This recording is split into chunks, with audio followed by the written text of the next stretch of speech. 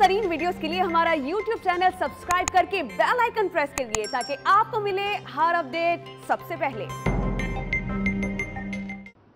Ladies and gentlemen, General Umeed Dundar is a sincere and close friend of Pakistan. He has played a prominent role in promoting and strengthening defense ties between the armies of both brotherly countries.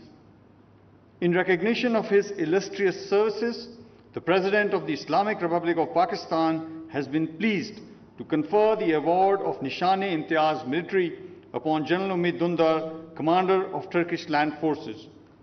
Now, I request General Umeed Dundar to please come forward and receive the award from the President of the Islamic Republic of Pakistan.